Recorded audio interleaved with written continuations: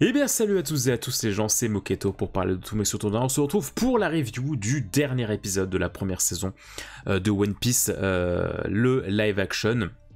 Un épisode qui dans sa globalité m'a effectivement beaucoup touché, on va en reparler, mais voilà, il y a encore quelques petits couacs, on va prendre cet épisode chronologiquement pour parler de ce final. Alors déjà, j'ai trouvé ça assez fort de voir le passage où Nami se fait tatouer, parce qu'il me semble que dans le manga, ce n'est pas mis. On ne voit pas le moment où Nami, enfant, se fait tatouer l'emblème d'Arlong, parce qu'il me semble que c'est quand elle est avec les villageois et que les villageois sont, enfin, on découvre le tatouage en même temps que les villageois, il me semble, donc normalement c'est pas montré. Une scène assez forte, je trouve, parce que voilà, c'est toujours abominable de voir un enfant se faire maltraiter, donc c'était assez fort pour appuyer le côté, pour rappeler en fait le côté horreur de ce qu'a traversé Nami. D'un point de vue réalisation, c'était malin de faire ça, puisque tu passes d'un moment où elle était complètement seule et torturée au présent où maintenant elle est accompagnée, elle va pouvoir prendre sa revanche grâce au Mugiwara. Je trouve que Iñaki en colérique fonctionne bien. Là on est effectivement sur un Luffy qui n'a pas son chapeau, qui est uniquement dicté par la colère, par la vengeance de faire payer à Arlong ce qu'il a fait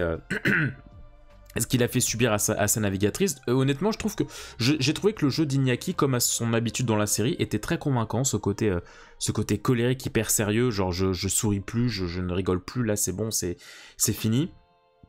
J'ai trouvé un petit peu maladroit. Il y a pas mal de points que j'ai trouvé un petit peu maladroit au niveau du scénario dans cet épisode, notamment effectivement l'intervention des villageois qui au final ne servent à rien en fait. Ils sont arrêtés, enfin voilà, ils sont chauds, ils sont là, on est motivés et tout, et puis au final ils vont pas faire grand chose. J'aurais trouvé ça stylé, une alliance entre eux. Alors ça aurait peut-être un petit peu volé la vedette au Mugiwara, mais j'aurais trouvé ça malin, j'aurais trouvé ça beau, une coopération entre les villageois et les Mugiwara, enfin les villageois qui assistent à la victoire des chapeaux de paille. D'ailleurs, je ne l'ai pas dit, mais on est sur un épisode plus court, qui fait une quarantaine de minutes, je crois je crois qu'il fait une quarantaine de minutes. Et d'un côté, c'est cool parce que ça permet d'envoyer, ça donne un certain rythme à l'épisode, et de l'autre, on n'aurait pas dit non à un peu plus long, mais je pense que voilà, c'est encore une fois les limites budgétaires. Je vais en revenir plus tard dans la review, effectivement.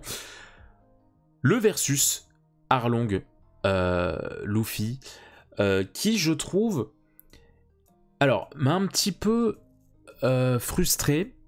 Alors j'essaye le plus possible d'avoir du recul par rapport au manga, parce que moi effectivement j'ai le combat du manga dans la tête, donc j'essaie de m'en écarter, mais c'est vrai que je me mets d'un point de vue spectateur, et je me dis, est-ce qu'il manque pas un petit peu de charisme, ce Arlong, à travers ce combat, il se ramène avec sa giga épée, donc ça c'est cool, tu vois, mais c'est vrai que dans le manga, son épée elle fait vraiment le taf, quoi, elle fait vraiment peur, alors que là dans la série, l'épée sert juste à mettre un coup de pression.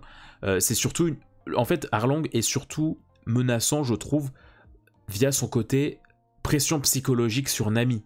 Mais d'un point de vue purement physique, au niveau de ses attaques, au niveau de ce qu'il peut envoyer comme dégâts, je le trouve pas si impressionnant que ça. Personnellement, je me dis pas c'est le big boss de East Blue, je me dis pas il est d'une race supérieure et absolument personne n'arrive à l'arrêter sur East Blue depuis des années. J'ai eu un peu de mal à y croire comme en tant que final boss. Plusieurs fois je me suis dit c'est effectivement c'est pas le Arlong du manga, où effectivement quand le combat se lance, le combat est long, le combat est violent, il y a limite plusieurs rounds, et Luffy doit vraiment donner tout ce qu'il a pour en venir à bout. Surtout que là on est sur un discours très shonen, enfin l'interaction entre Luffy et Arlong et avec Nami dans le fond, ça faisait très ça faisait un petit peu naïf au niveau des répliques, un petit peu bateau, mais bon c'est pas non plus catastrophique. Autre frustration que j'ai eue, c'est Usopp. Je trouve que son développement manque de puissance dans cette série, et surtout dans ce final, parce que je me disais effectivement, là où dans les précédents épisodes, je me disais bon, il est timide et tout, on le voit pas beaucoup, il fait pas grand chose, je peux pardonner du moment que vous me réussissez son développement contre Smack. Et au final, j'ai pas trouvé que c'était hyper fort. Moi, j'ai vu des gens sur les réseaux qui me disaient waouh, je préfère tellement le Usopp du manga à celui de la série. Alors, autant sur les autres personnages, je peux comprendre, mais autant Arlong, je suis pas d'accord, parce que le combat contre Smack, contre les hommes poissons, c'est effectivement ce moment un petit peu éveil, ce moment où Usopp, pour une fois, il arrête de fuir. Il arrête de fuir. Enfin, en fait, toute la logique de Usopp dans ce combat, c'est que il s'enfuit, il est tout fier parce que sa technique du ketchup elle fonctionne et tout, il est en mode ouais yes, j'ai esquivé un combat et tout, et puis là il a une remise en question, il se dit mais non mais qu'est-ce que je fais, enfin je peux pas faire ça, enfin les autres sont en train de se battre à fond, Nami il faut l'aider, non je me reprends en main. Et là on l'a pas eu avec Usopp, il a manqué ce petit éveil de Usopp en mode non allez, je me réveille mon pote. Donc j'ai trouvé ça dommage, et c'est pour ça que je serais jamais d'accord avec le fait que ouais Usopp est mieux dans la série que dans le manga. Non. Non. Dans le manga, il a quand même un développement véritablement supérieur, qui est beaucoup trop timide pour moi dans cette série. J'ai beaucoup apprécié tous les tacles entre Sanji et Zoro. J'ai trouvé que les tacles étaient bien dans l'esprit du manga. Les interventions de Baggy, cool. Même si pareillement, là dans ce combat, on sent les câbles. Tu vois, autant il y a des combats, je me disais bon, allez, pourquoi pas. Mais c'est vrai que dans cet épisode, on l'a beaucoup senti, hein, le fait que les acteurs soient tenus par des câbles. Quasiment toutes les actions de Zoro, quasiment toutes les attaques de Sanji. Il en est de même pour Luffy avec la fin de l'épisode contre Garp. Très souvent, on sent quand même le côté câble. Et ce qui fait que j'ai trouvé que la bataille manquait quand même un petit peu d'impact. Parce qu'on sentait le côté un peu toc du combat. Je trouve ça dommage. Et j'ai bien aimé aussi le fait qu'ils aient poussé encore une fois le parallèle entre Sanji et Luffy. Il y avait un beau parallèle qui était mis entre eux au baratier avec leur passif. Et là, il y a à nouveau un parallèle avec le fait que Sanji balance aussi... non mais tous les grands guerriers balancent leur nom de leur attaque. T'as Zoro qui est là en mode... Ok. Et alors pareil, il y a eu une petite réécriture aussi, je trouve, c'est que je pense que comme Zoro a eu son grand combat contre Mihawk et pas Sanji, tu sens que du coup Zoro ils l'ont un petit peu atténué. Par exemple contre Kurobi, enfin du coup il y a Octi est là mais il sert à rien, il combat pas, donc Zoro n'a quasiment pas de vrai moment combat, alors que là c'est Sanji qui met un point final au combat, donc tu sens qu'ils ont voulu un petit peu peut-être rehausser Sanji pour qu'il y ait un petit peu plus d'équivalent. Et donc oui, donc pour le combat Arlong, comme je vous le disais, j'ai mal senti ce côté c'est un adversaire qui est à un autre level quoi. Et pareil dans la chorégraphie des combats, du combat avec les attaques de Luffy, j'ai pas trouvé que Luffy affrontait un monstre. J'ai pas ressenti ce côté mais il faut que je me surpasse quoi. En fait c'est juste il enchaîne des attaques, il y en a aucune qui marche, bon bah je vais tout défoncer. Ça s'est un peu résumé à ça, donc j'ai trouvé ça assez court. J'ai trouvé que ça manquait d'impact pour le final boss d'East Blue. Et puis surtout, je trouve que, alors peut-être que c'est moi qui suis pas bon là-dessus, mais je trouve qu'on n'a pas eu trop ce côté Luffy est surhumain. C'est-à-dire que oui, on sait qu'il a des pouvoirs, mais dans le manga, il y a son côté, ok, c'est quelqu'un qui a mangé un fruit du démon, mais c'est aussi quelqu'un qui a une force physique assez phénoménale, qui a une résistance physique, qui a une force physique assez phénoménale. Et dans le manga, tu le comprends, parce que c'est vraiment montré, et ce qui fait que quand Luffy se met à défoncer la salle des cartes, bah, ça t'étonne pas trop. Alors que là, je trouve que dans la série, tu te dis, ah ouais, Luffy peut faire ça. Il a cette force pour défoncer tout. Bon, ok, pourquoi pas. Le vent que se prend Sanji m'a beaucoup fait rire, c'était vraiment de l'excès, mais honnêtement, pourquoi pas, ça m'a fait... ça m'a fait bien rire.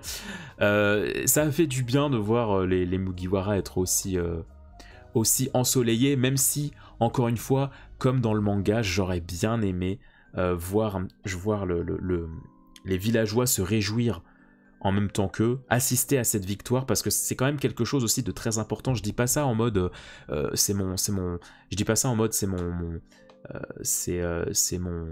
caprice de fan, mais je dis ça en mode c'est quand même quelque chose d'assez important dans le manga, le fait que les Mugiwara deviennent petit à petit, enfin, où qu'ils passent, ils deviennent des héros, et c'est quand même important quand les gens, quand les villageois, quand les différents citoyens sont comment dire, témoins en fait de la victoire des Mugiwara. Là, le fait qu'il y ait que eux sur le champ de bataille, j'ai trouvé que ça manquait un peu de quelque chose. J'ai trouvé le plan de Luffy particulièrement cringe. J'ai vu quasiment personne en parler et j'étais étonné parce que moi, ce plan, je ne peux pas. Je n'arrive pas à y croire. En fait, j'ai eu l'impression que Luffy a été refait en CGI. J'ai l'impression d'avoir vu une cinématique d'un jeu vidéo, genre entre le fait qu'il y ait le fond vert derrière lui, entre son maquillage pour la poussière, les effets de poussière devant lui, les effets de lumière et tout, genre j'ai vraiment eu l'impression d'être devant un faux Luffy, un Luffy refait. Oh là là, ce plan, en plus avec le sourire de Luffy, je trouve que ça rendait le plan pas très crédible. Ouais, j'ai eu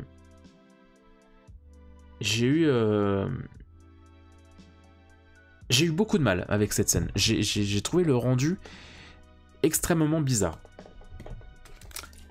Attendez, je bois.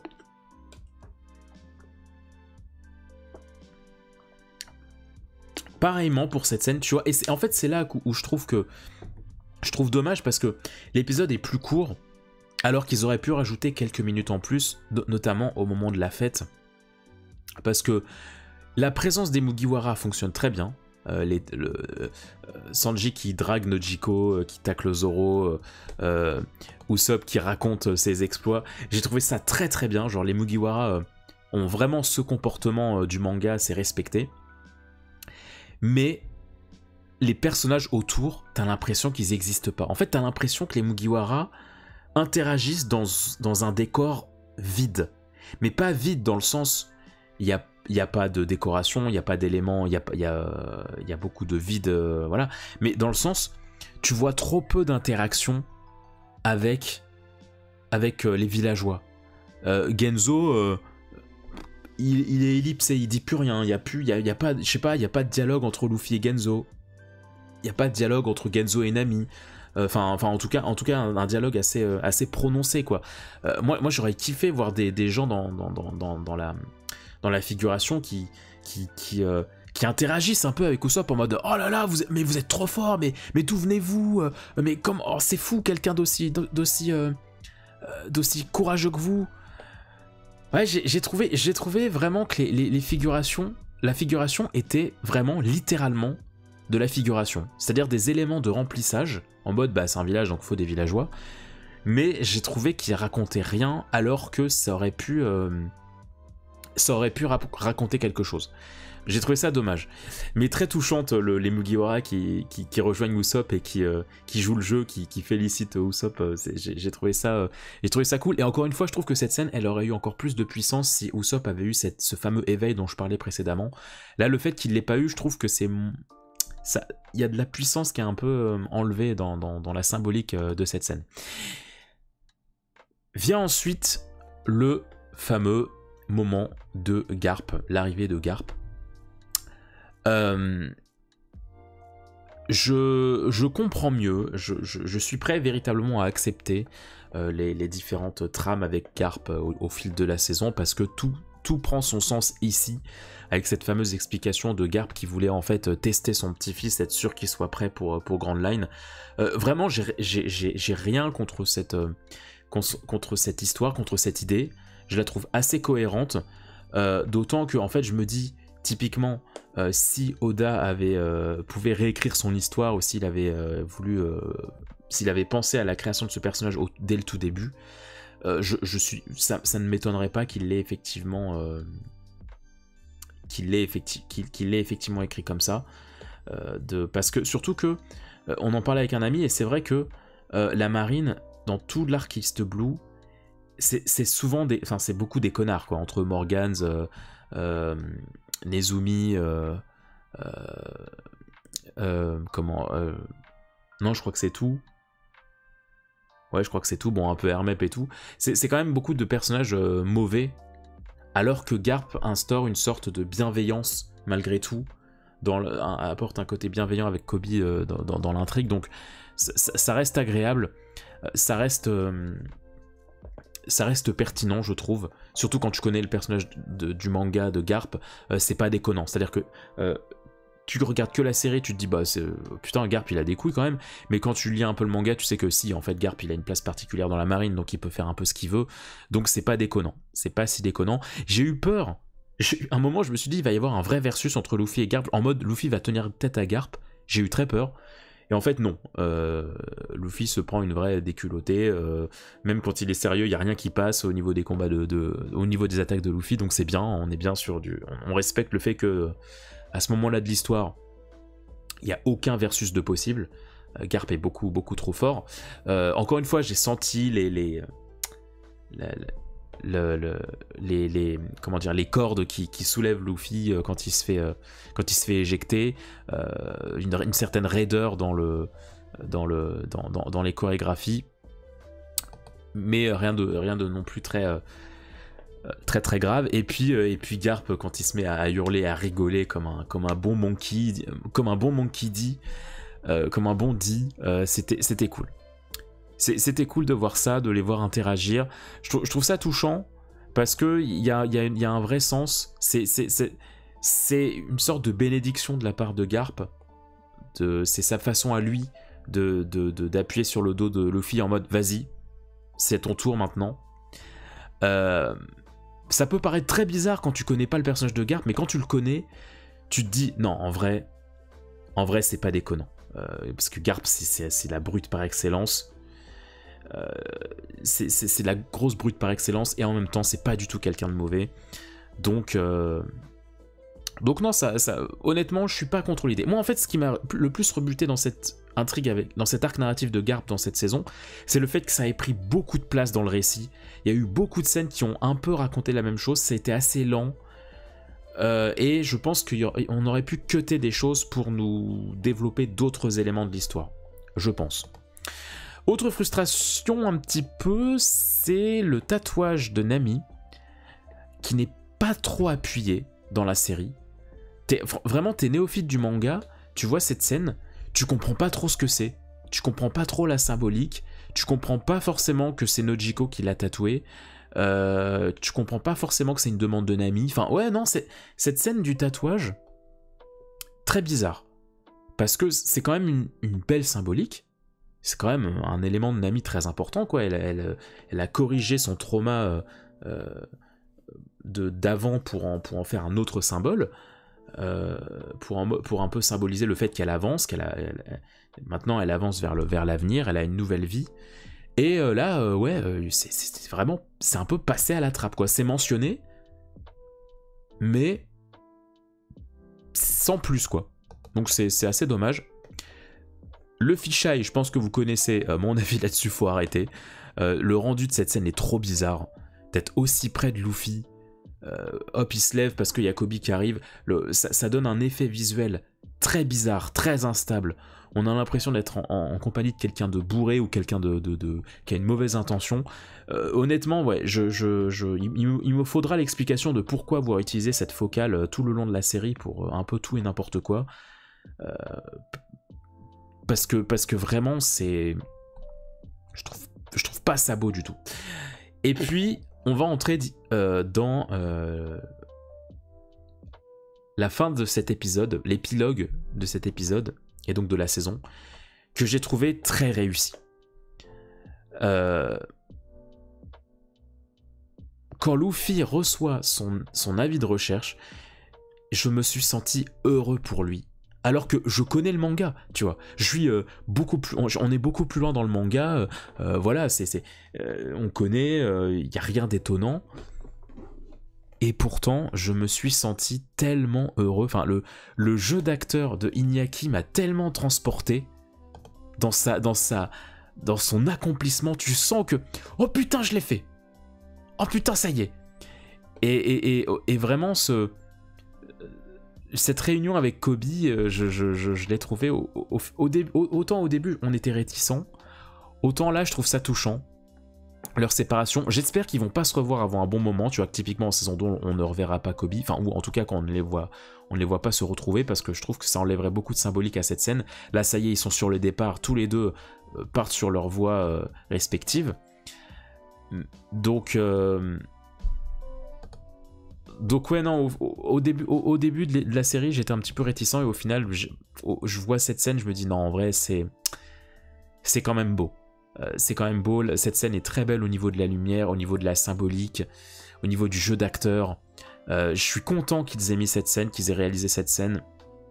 Donc très très bien. La découverte de la vie de recherche avec l'équipage, pareil, j'ai trouvé que l'ambiance fonctionnait bien, les interactions fonctionnaient bien. Putain, je revois la... Excusez-moi. En fait, j'avais les yeux là sur Nami et j'étais encore en mode oh là là, cette perruque, c'est dommage. Hein. C'est dommage parce que en fait, ce qui est dommage, c'est surtout que ça se sent que c'est une perruque. Tu vois, il y a plein de mouvements de ses cheveux qui sont pas du tout naturels. Enfin, c'est une perruque, quoi, tout simplement, quoi. Et c'est dommage. Mais bon, bref. Et puis, ce qui m'a fait super plaisir, bien évidemment, et c'est là encore une fois que tu vois qu'ils ont compris la logique de One Piece, c'est les moments où tous les personnages qu'on a croisés dans la saison voient la nouvelle de Luffy qui ça y est devenu pirate, et ça c'est beau quoi, parce que je me mets à la place des néophytes encore une fois, et je me dis mais ils doivent se dire oh là là, mais c'est trop cool de voir un peu tout le parcours, tous les personnages qu'on a croisés au fur et à mesure de la série, voilà, ils sont au courant de l'accomplissement de Luffy, de son équipage. Ça c'est un truc dont on maintenant on est habitué dans nous lecteurs, ces fameux moments d'épilogue entre les arcs où on voit des nouvelles de chaque personne. Nous on est habitué, mais pour des néophytes, je trouve ça trop cool qu'ils aient placé ça. Ça donne un tel cachet, une telle grandeur en fait, une grande symbolique à la saison entière. J'ai trop aimé la réunion entre Baggy et Alvida, même si je trouve le décor un peu vide encore une fois, mais je trouve que ça fonctionne quoi. Le Baggy qui s'énerve en mode ah je vais t'avoir chapeau de paille, tu verras. Ah non, c'est moi qui l'aurai en premier, je te le dis. Et là bam, contre-champ sur le côté de l'entrée de Alvida, pareil, excellent. Excellent, le jeu d'acteur, le jeu de lumière, la musique, j'ai pas parlé de la musique, mais la musique dans cet épisode est folle, surtout pour toute la partie épilogue. Oh là là, ça m'a fait du bien, quoi. Cet épilogue, j'étais comme un dingue. Parce que j'étais en mode, mais fais chier, c'est la fin. Fais chier, je veux la suite. Alors que la suite, je la connais, quoi. Moi c'est ça qui m'a affolé, c'est ce côté... je me suis pris au jeu, quoi. J'ai réussi à me prendre au jeu. J'ai beau connaître le manga, j'ai beau avoir lu le manga, je connais la suite, je connais le contenu de la saison 2. Enfin, et encore, parce que... Mais je me suis dit... J'étais pris dans l'excitation, j'étais pris dans l'intrigue, dans ce cliffhanger de fin de saison, de conclusion. Et surtout que quand je vois tout ce qu'ils ont fait de nouveau, tous les ajouts pertinents et tout, je me dis pour la suite, est-ce que je vais autant m'éclater? Pareil, la scène avec Shanks, hyper efficace. Je suis contre l'avis de ceux qui disent putain, Shanks on dirait un paysan, etc. Cette scène vous prouve, pour moi, je trouve que cette scène prouve que le casting réussit, parce qu'encore une fois, Shanks au tout début du manga, il a cette aura de vieux pecno, donc il a cette aura là au flashback, mais par contre quand tu le revois dans le présent, excusez-moi, hein, mais moi il me faut une petite pression, enfin je le trouve assez sérieux, hein, je trouve qu'il a une aura qui assez charismatique, hein, donc et puis surtout voilà, cette scène représente tout du personnage de Shanks, c'est-à-dire un côté à la fois menaçant, à la fois Mihawk sait qu'il est face à quelqu'un d'assez réputé, et à la fois un côté très, très heureux, très bienveillant, très lumineux. Dès qu'il est question de Luffy, il est en mode « Ah la vache, allez on fait la fête !» Allez, Mihawk, tu viens avec nous. Ah si, hey, pas de ça avec nous. Tu viens avec nous. Non, honnêtement, cette scène, elle marche très très bien. Ils l'ont très, très bien représentée. Et puis enfin, on retourne sur les Mugiwara. Et puis cet enchaînement est fou. Nami qui voit ce cadeau des Mugiwara qui lui offre ces mandariniers pour qu'elle se sente un peu chez elle. Tu la vois qui est enfin souriante et apaisée comme il faut. Elle n'a plus de faux semblants. Elle peut enfin être qui elle veut. Et puis alors, la scène du pavillon. Luffy qui découvre son Jolly Roger. Fantastique. Fantastique. Je le disais en début de review, dans mes premières reviews de la série, que je trouvais ça particulièrement pertinent, le fait de ne pas avoir mis le Jolly Roger de Luffy de toute la série, parce que du coup, à la fin, mais ça donne un tel cadeau, un tel bonheur de voir Iñaki, enfin de voir le personnage de l'acteur de Luffy être choqué. Moi, il m'a tellement touché, vraiment, mais t'as l'impression de voir un gamin. Mais dans le bon sens du terme. C'est de la joie à l'état pur. Et il est là en mode, mais attends, mais c'est... Non, j'en crois pas mes yeux, non, c'est pas possible. Tu sens, il joue tellement bien, Iñaki joue tellement bien le côté... Oh mon Dieu. J'arrive pas à y croire. Et du coup, mais quand j'étais devant cette scène, j'avais le sourire tout le long, quoi. Tellement ça me touchait, tellement j'étais heureux pour lui, tellement je sentais l'accomplissement, c'était un tel bonheur. Sa petite interaction, sa petite tape sur l'épaule de Nami, pareil, hyper touchant, en mode hey, c'est toi la navigatrice, donc on te fait confiance. Cette complicité qui revient, fantastique. Et puis pour terminer, la scène du tonneau, pareillement, assez pertinent parce qu'ils ont modifié comment dire, l'écriture de cette scène en ajoutant en glissant des petits plans flashback de eux enfants qui sont synchronisés avec ce que disent leur version du présent. C'était fou. J'ai trouvé ça magnifique. Comme conclusion de saison, de fin de saison, j'ai trouvé ça magnifique. Et je me suis vraiment dit que quand bien même il n'y a pas de saison 2, quand bien même la suite ne voit pas le jour, mais en vrai c'est pas grave parce que je me dis mais comme introduction pour le grand public, c'est trop bien. Parce qu'une fin comme ça, moi je me mets à la place du nouveau public et je suis désolé, mais moi je me dis mais ça doit tellement donner envie parce que tu te dis mais là tu comprends que on est sur une fin de prologue, ça y est l'aventure va commencer, ça y est cette petite famille est réunie. Donc tu te dis, mais enfin, moi je me mets à la place du nouveau public, je me dis, mais putain, mais j'ai trop envie de savoir c'est quoi maintenant la suite, quoi. C'est quoi l'aventure, quoi. Maintenant je connais le visage des personnages, c'est quoi la suite, quoi. Donc non, honnêtement, voilà, et puis la fin, le petit teasing avec Smoker, c'est cool. Donc oui, effectivement, ça confirme, je pense, que le petit gamin qu'on voit durant l'exécution de Roger, c'est bébé Smoker. Moi du coup, je m'attendais vraiment à voir Smoker dans la série. Du coup, on le voit, mais que de dos... mais c'est du tease cool pour la suite, même si encore une fois ça fait très bizarre parce que tu te dis du coup l'ennemi marine de cette saison c'était Garp, celui de la saison 2 ce sera Smoker. Smoker il a l'air ultra menaçant alors qu'en fait il est beaucoup moins fort que Garp, donc c'est assez drôle. Voilà, j'ai terminé de parler de chaque épisode de One Piece. Ça aura pris du temps, mais je tenais à faire ça plutôt que faire une vidéo qui condense tout. Moi j'avais envie de parler de tout dans le détail pour véritablement vous donner mon avis sur chaque élément de la série. Ça me semblait important de tout vous partager étant donné que je suis un grand fan absolu de cette série. La boucle est bouclée, je vais dire ce que j'ai dit, je vais répéter ce que j'ai dit au début de ma première review. Un grand bravo. Voilà. Il y a des défauts, ce n'est pas parfait, mais premièrement, le défi était extrêmement élevé, parce qu'on parlait quand même d'adapter l'un des mangas les plus farfelus à l'univers le moins adaptable en live action possible, et en plus, on sent que c'est dirigé par des fans, par des amoureux du manga, ça se sent. Avant on nous le disait et tout sur des papiers sur des posts de communication. Là c'est plus des faits, ça se voit. C'est indéniable. C'est indiscutable. Ce sont des passionnés qui ont réalisé ça, qui ont travaillé sur ça. Le nombre d'easter eggs, les dialogues nouveaux écrits, les ajouts, les corrections, j'ose le dire, les corrections par rapport au début du manga. Mais jamais j'aurais pu me dire, en lançant ce live action, qu'il y aurait des éléments que je trouverais plus cohérents dans la série que dans le manga. Alors après, et vice versa, hein, il y a des trucs beaucoup plus cohérents dans le manga que dans la série, que là ils ont raccourci, mais non, pour moi il y a des scènes qui sont vraiment limite au même niveau que le manga, donc rien que pour ça c'est une grande réussite. Encore une fois, il y a des défauts. Je trouve que le fait d'avoir partagé le budget de la série,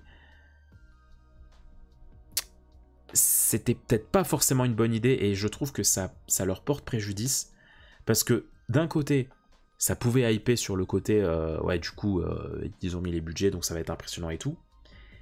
Et en même temps, quand tu regardes le côté un peu cache-misère et manque d'ambition sur certains points, du coup, les 18 millions par épisode, tu les comprends mal. Hein.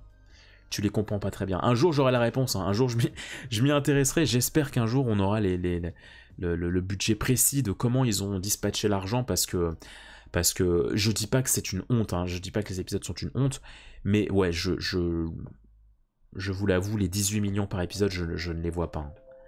Je ne les vois pas. Il y a des épisodes, je me dis... tu vois, les épisodes de l'arc de Kuro, le côté répétitif des coups de poing de Luffy contre Arlong...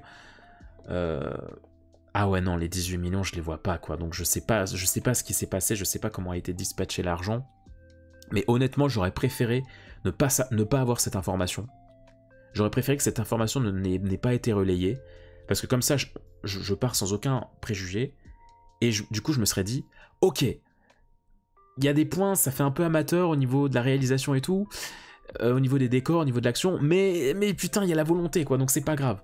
Voilà, je sais pas combien ils ont mis dans le budget et tout, mais c'est pas... Là, le fait de savoir que certains épisodes, voilà, tu fais les comparatifs, hein, malheureusement, hein, de voir que certains épisodes ont été plus chers que certains épisodes de Game of Thrones, t'es là en mode, ah ouais, quand même, quoi, c'est difficilement compréhensible, quoi, sur certains points. Voilà, typiquement, tu prends le final de la saison avec Arlong. Encore une fois, c'est pas catastrophique, mais ça fait quand même série B, quoi. Sur certains points, c'est indéniable, quoi. C'est indéniable. Mais bon, pour moi, ça reste une réussite. Allez, tout le monde donne sa note et tout. Là, moi, si je devais donner une note, je pense que ce serait effectivement autour de 7 sur 10. Autour de 7 sur 10, parce que effectivement, il y a quand même plein de points sur lesquels on peut s'améliorer. Donc c'est pas non plus de l'excellence, mais ça reste quand même du très bon contenu. Quand on voit à quel point le défi était de taille. Honnêtement, ouais, non, c'est un grand bravo à eux. La principale force de cette série, c'est quand même le casting et la générosité de l'écriture. De voir que ce sont des gens qui ont compris ce que c'est adapter. Et du coup, voilà, vivement la saison 2. Vivement la saison 2. Alors je ferai une autre vidéo, je pense, pour parler de la saison 2, un petit peu de mes attentes, de mes craintes, voilà, d'un peu plus débattre sur la suite. C'est quoi la suite, c'est quoi l'après Netflix, que vont-ils faire après? Je ferai une autre vidéo pour parler de ça. Là, c'était uniquement pour parler de l'épisode, pour parler aussi du bilan de la saison. Mais j'espère que mes reviews vous auront plu. N'hésitez pas à me dire ce que vous avez pensé de cette review de l'épisode et de la série dans sa globalité, si vous êtes d'accord ou non. Moi, je trouve que le fait que ce soit autant unanime, quand même, c'est cool. Moi, vraiment, au pire, ce que je vois, c'est des avis en mode « J'ai passé un bon moment ». Ouais, les Mugiwara m'ont transporté. Effectivement, il y a des limites et tout. Les limites budgétaires, tu les sens, tu les vois. Mais voilà, les gens ont quand même passé un très très bon moment dans l'ensemble. Moi, je suis hyper heureux. Moi, c'est ça ce que j'en retire, c'est que je suis hyper heureux que le grand public, les gens qui ne sont pas du tout manga, puissent découvrir One Piece de cette façon. Parce qu'il y a une richesse dans cette série qui est largement comparable à celle du manga. Et ça me fait plaisir. Ça me fait plaisir que des gens puissent enfin découvrir la richesse de ce monde et se dire que non, c'est pas juste une aventure très longue qui dure pour le pognon, avec des gags de partout, avec des proportions n'importe quoi et tout partout. Non. C'est un équipage avec une vraie histoire, avec des drames, avec une aura chaleureuse qui fait du bien. C'est une aventure. Et c'est trop cool que ça ait été fait avec autant d'amour. Tu sens que c'est des fans, tout simplement. Tu sens que c'est des fans qui ont travaillé sur ce projet. Et ça fait du bien, parce que c'est vrai qu'en ce moment, je vois trop d'œuvres à gros budget, mais sans grande passion. Ils veulent juste rentrer dans des cases. Là, c'est l'inverse. C'est de la grande passion, mais avec du manque de budget. Bah, honnêtement, ça faisait longtemps que j'avais pas vu une adaptation avec autant de passion. Il y a des limites, il y a des barrières budgétaires, mais pas grave, on va être généreux quand même. Vous allez voir qu'on va quand même vous raconter quelque chose, et ça fait plaisir. Prenez soin de vous, portez-vous bien, et à très vite pour de prochains contenus. Ciao.